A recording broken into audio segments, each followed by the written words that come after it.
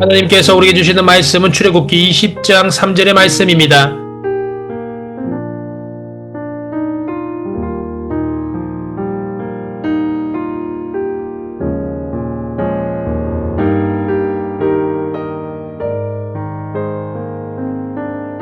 너는 나 외에는 다른 신들을 내게 두지 말라. 아멘.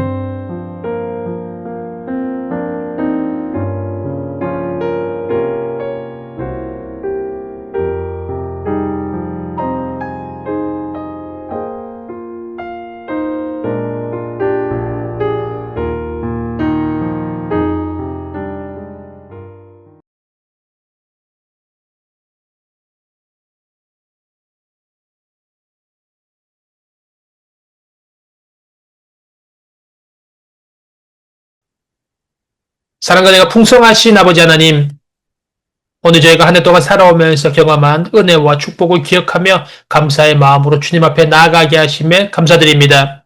주님께서 주신 생명과 건강, 가정과 학업, 일터와 친구 관계 속에서 베푸신 크고 작은 은혜를 돌아보며 저희가 누린 풍성한 결실을 주님께 올려드립니다. 특별히 이 계절 가을의 결실과 추수의 기쁨 속에서 주님의 선하심을 깊이 느끼게 하심을 감사드립니다. 저희가 먹고 입고 살아가는 것, 그리고 일상의 평범한 하루하루 속에서 체험한 주님의 사랑이 얼마나 귀한 것인지 깨닫게 하심에 감사드립니다. 은혜의 주님, 이 시간 저희의 연약함과 부족함을 고백드립니다. 말과 행동 속에서, 생각과 마음 속에서 하나님께 순종하지 못하고 스스로의 욕심과 안일함으로 살아온 죄를 용서하여 주시옵소서. 하나님께서 주신 은혜를 당연하게 생각하고 감사보다 불평과 비교, 탐심으로 마음을 채운 저희를 불긍휼히 여겨 주시옵소서. 특별히 청년으로서 때로는 미래를 불안하며 걱정하고 때로는 세상의 유혹과 시험 속에 흔들린 저희를 인도하시고 믿음 안에서 굳건히 설 수 있는 힘을 허락하여 주시옵소서. 능력의 주님, 저희 나라와 민족 그리고 세계를 위하여 기도합니다. 정치와 경제, 사회 속에 혼란과 어려움이 있어도 주님의 공의와 사랑이 충만하게 임하게 하시고 평화와 정의가 실현되는 나라 되게 하시옵소서. 세상 곳곳에서 고통받는 이들과 분쟁 가운데 있는 민족들을 기억하시고 주님의 긍휼과 평화를 허락하여 주옵소서. 특별히 저희 나라의 지도자들에게 지혜와 용기를 주셔서 국민을 위해 공의롭고 성실하게 섬기며 하나님의 뜻 안에서 정의로운 길을 선택하게 하옵소서. 긍휼의 주님, 청년들을 위하여 간구합니다. 세상의 유혹과 시험 속에서도 흔들리지 않고 믿음을 지키는 청년들이 되게 하시며 학업과 진로, 일과 관계 속에서 하나님의 지혜와 인도하심을 경험하게 하옵소서. 주님의 뜻을 분별하며 선택할 수 있는 마음을 주시고 서로를 격려하고 세워주는 신앙 공동체로 성장하게 하옵소서. 사랑과 섬김을 실천하며 작은 일에도 감사하며 하나님 나라를 확장하는 청년 되게 하옵소서. 사랑의 주님, 다가오는 한 주간의 삶에도 저희와 함께 하시고 매 순간 주님을 의지하게 하옵소서. 작은 순간에도 감사하는 마음을 잊지 않게 하시고 삶 속에 결실과 은혜를 나누며 마음과 몸이 건강하도록 지켜주시옵소서. 학교와 직장, 가정과 교회 안에서 저희가 주님의 빛과 소금이 되어 사람들에게 위로와 사랑을 나누는 통로가 되게 하옵소서. 저희 선택과 행동이 하나님께 영광이 되고 세상을 향한 선한 영향력으로 이어지게 하시며 하나님 나라의 일꾼으로 살아가게 하옵소서. 이 모든 말씀 우리를 위하여 십자가에 희생하시고 부활하신 예수 그리스도의 이름으로 간절히 기도드립니다. 아멘.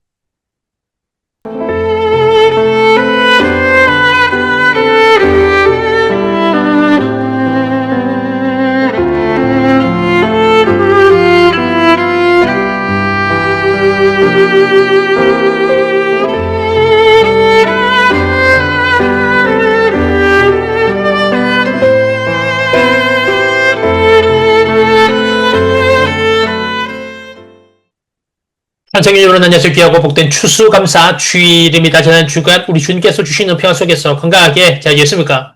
사진 지난 주간까지는 날씨가 비교적 포근했습니다. 그런데 이제 돌아오는 주간부터는 기온이 꽤 많이 내려간다고 합니다. 매번 경험하지만 이 가을에서 겨울로 넘어가는 길목은 우리 몸이 적응하느라 감기도 많이 걸리고 몸이 고생을 꽤 많이 하는 것 같습니다.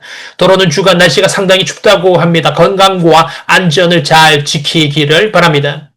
사랑하는 여러분, 오늘은 추수감사주일입니다. 한 해를 되돌아보면서 올 한 해 하나님께서 나를 얼마나 보살펴 주셨고 또 많은 것들을 주셨으며 함께 하셨고 인도하셨는지를 바라보면서 이 모든 것들이 다 하나님께로부터 왔습니다. 라는 고백을 하며 하나님의 은혜와 하나님의 사랑에 감사하는 것. 그리고 받은 그 은혜를 주변 사람들, 주변에 어렵고 힘든 사람들에게 나누어 주고 베풀며 함께하는 것. 그것이 바로 추수감사절이 이야기하는 정신입니다.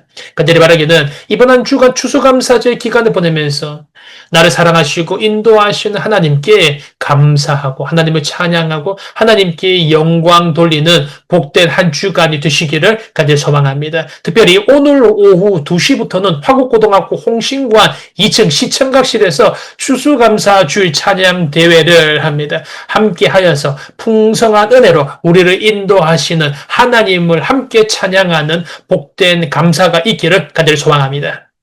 사랑하는 여러분, 우리는 매일 수많은 선택의 기로에 서 있습니다. 진학, 취업, 관계 등 중요한 결정을 내릴 때마다 선택의 기로에 서 있게 되죠. 그런데 우리는 그럴 때 종종 세상이 말하는 소위 힘 있는 것이나 성공의 기준에 우리의 시선이 빼앗기곤 합니다.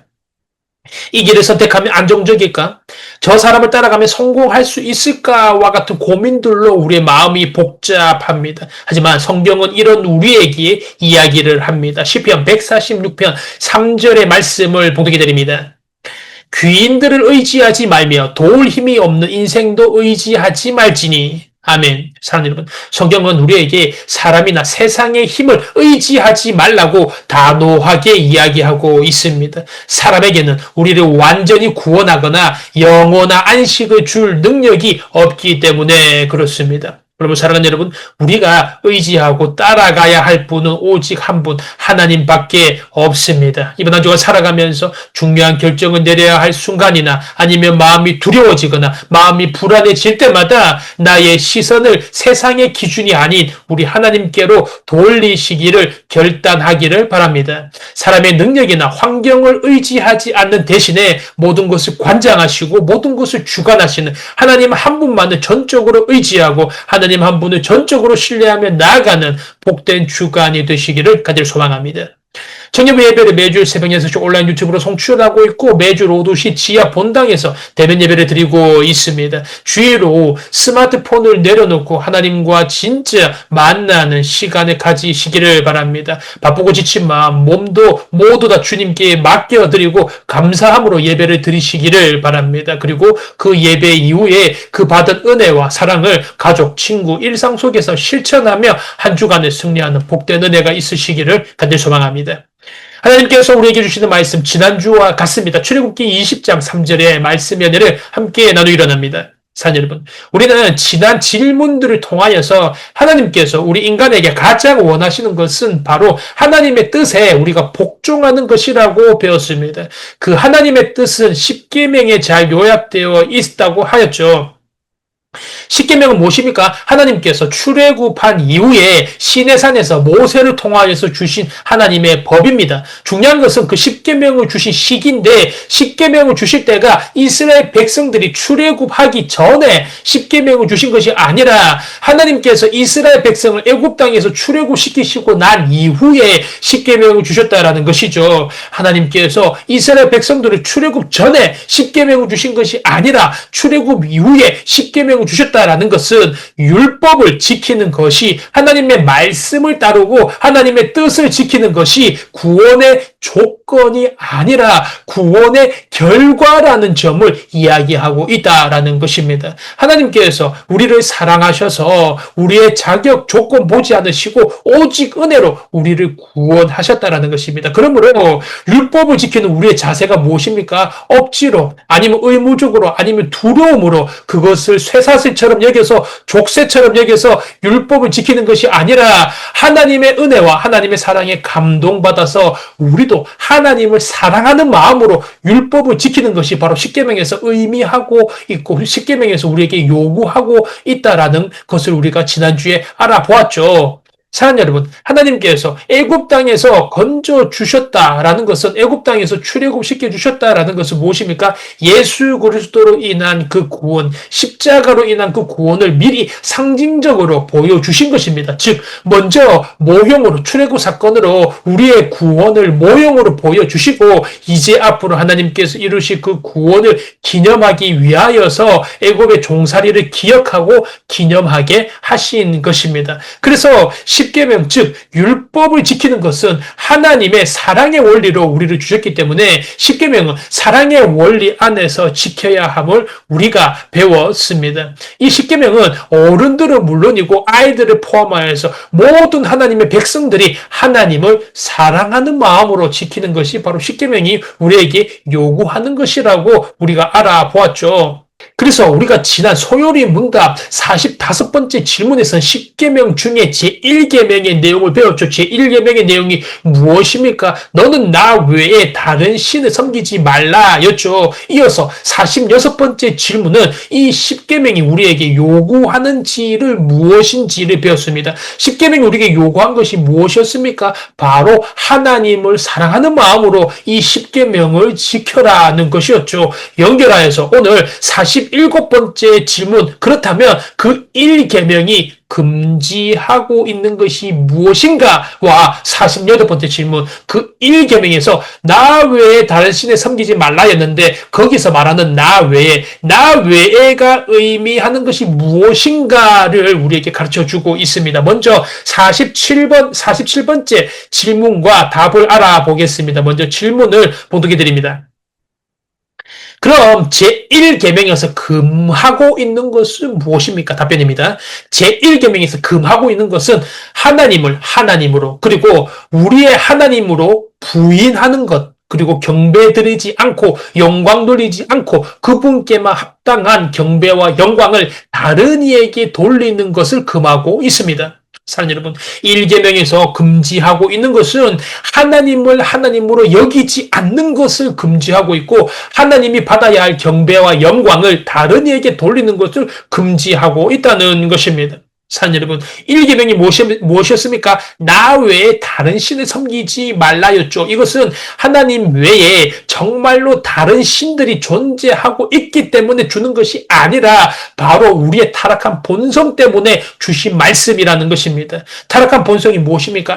인간은 아담의 범죄로 말미암아 타락하고 나서 저절로 두면 하나님이 아닌 다른 것들을, 그것이 곧 신이라서 섬기는 것이 아니라 하나님이 아닌 다른 것들이 하나님처럼 섬기게 되어 있다라는 것입니다. 원래 하나님께서 인간을 창조하실 때 하나님을 잘 섬기라고 예배하라고 종교성을 주셨습니다. 그런데 아담의 타락 이후에 그 종교성이 왜곡되어서 하나님이 아닌 다른 것을 하나님처럼 섬기게 되었다라는 것입니다. 그래서 구원받은 성도들이 가장 먼저 실천해야 할 것은 바로 하나님만이 참 하나님이시다라는 고백을 삶에 드리는 것입니다. 그래서 제1계명은 여호와 하나님만이 참된 하나님이심을 부인하거나 하나님을 경배하지 않고 영화롭게 하지 않는 것, 그분께 합당한 경배와 영광을 다른 피조물이나 천사나 성인에게 돌리는 것을 강하게 금하고 있습니다.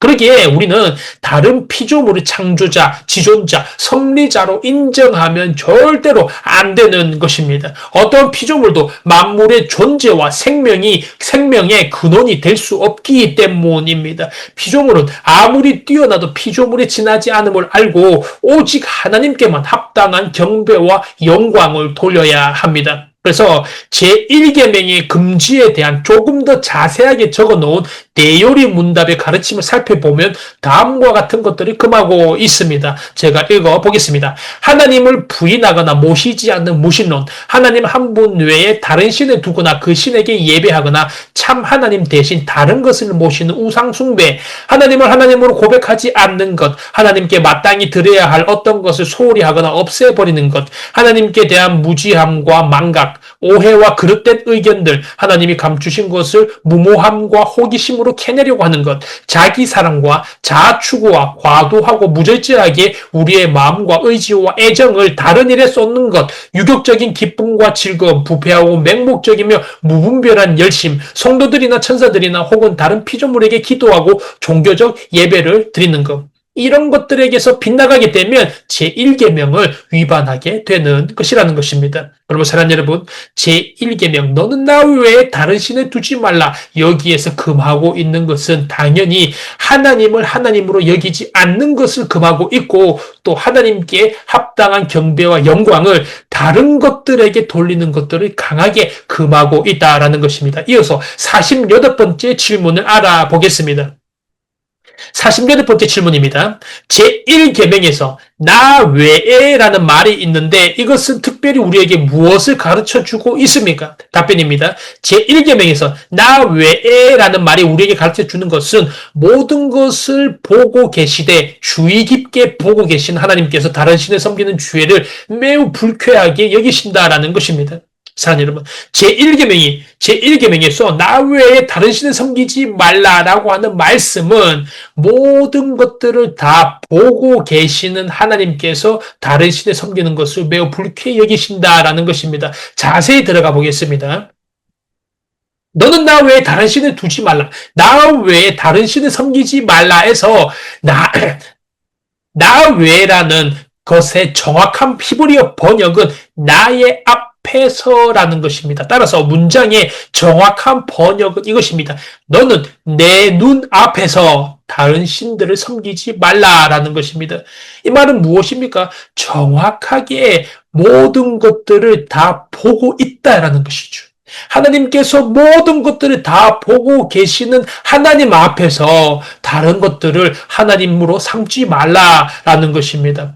우리가 읽고 있는 보통 한글 성경에서 나 외에라는 말은 보통 이렇게 보고 있습니다. 단지 두 신 아니면 세 신, 여러 신들 중에 많은 신들이 있지만 그 신들 중에 하나를 취하거나 다른 것들을 버리는 것처럼 보일 뿐이다라는 것입니다. 하지만 히브리어의 정확한 번역은 사람이 다른 신들을 자기에게 두는 것은 하나님의 면전에서 하나님의 눈앞에서 행하는 일이라고 이야기하고 있다라는 것입니다. 그러므로 우리의 삶은 종교적인 삶이든 일상적인 삶이든 반드시 하나님의 시선 아래에 있다라는 것입니다. 여러분 사랑하는 여러분, 우리가 우상을 숭배하는 것은 하나님의 눈 앞에서 벌이는 반역 행위입니다. 하나님은 이것을 불꽃 같은 눈빛으로 지켜보고 계십니다. 우리가 일상생활을 하면서 굿이나 점, 사주나 팔자 같은 미신적인 일을 행할 때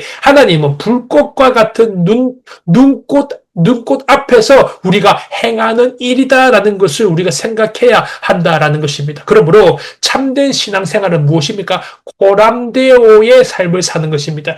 코람데오가 무엇입니까? 하나님 앞에서의 삶을 사는 것이 참된 신앙생활이다라는 것입니다. 그러므로 제1계명은 하나님 한 분만을 사랑하고 하나님 외에는 다른 무엇도 마음에 품지 말고 의지하지 말고 하나님만을 우리의 삶의 최고의 자리에 모실 것을 가르치고 있다라는 것입니다. 종교개혁자 마틴 루터는 그러기에 당신의 마음이 기울어지고 의지하고 있는 것이 무엇이든지 그것이 바로 당신의 하나님이다라고 이야기하였습니다. 이렇게 1계명은 우리를 경계하고 더욱 두려움을 갖게 만듭니다. 하지만 한편으로는 이런 경고의 말씀 덕분에 우리의 삶이 더욱더 하나님의 말씀에 순종하는 삶이 되고 그 안에서 더욱 안심하고 감사하게 된다라는 것입니다. 하나님께서 10계명을 주신 본래의 의도는 우리에게 최종적으로 안식과 복을 주시기 위함이지 결코 두려움으로 억압하려는 것이 아님을 우리가 알아야 한다라는 것입니다. 그러면 사랑하는 여러분, 말씀을 정리하겠습니다. 첫 번째, 하나님만이 참 하나님이시다라는 것입니다. 제1계명에서 우리에게 금하는 것은 단순히 우상 앞에서 절하지 말라는 정도가 아닙니다. 하나님을 하나님으로 인정하지 않는 모든 마음의 태도를 금지하시는 것입니다. 우리의 마음이 무엇을 더 의지하는지, 무엇을 더 두려워하는지, 무엇에 더 기대는지를 하나님은 불꽃 같은 눈으로 보고 계십니다. 그래서 제1계명은 하나님만을 창조주, 주권자, 구원자로 인정하고 하나님께만 영광을 돌리라고 요구합니다. 그리고 두 번째, 나 외에라는 말씀은 하나님 눈앞에서의 삶을 요구합니다. 즉 삶을 이야기하는 것이죠. 히브리어 원문처럼 내 앞에서라는 그 의미 그대로 우리의 일상의 모든 순간은 코람데오, 즉 하나님 앞에서입니다. 하나님 앞에서 우리는 점, 미신, 세상의 권력, 사람의 인정, 죄물, 성공이 마음의 신처럼 자리 잡힐 수가 없습니다. 그러면 사랑하는 여러분, 오늘 하나님은 우리에게 다시 말씀하십니다. 너는 내 앞에서, 나의 눈 앞에서 나 외에 다른 신을 내게 두지 말라. 우리는 이미 하나님이 사랑 안에서 구원받은 백성입니다. 그러므로 이제 우리가 그 사랑을 기억하면서 우리의 마음의 중심을, 우리의 삶의 첫자리를 다시 하나님께로 드리기를 바랍니다. 때때로는 하나님의 계명이 우리를 두렵게 하고 마음을 살피게 하지만 그 계명의 목적은 결코 억압이 아니라 우리에게 참된 안식과 복을 주시려고 하는 하나님의 사랑과 하나님의 은혜입니다. 사랑하는 여러분, 이번 한 주간 살아가면서 하나님만을 하나님으로, 하나님만을 최고로, 하나님만을 우리의 기쁨과 우리의 의지로 삼는 참된 예배자의 삶을 살아가시기를 주님의 이름으로 축원합니다.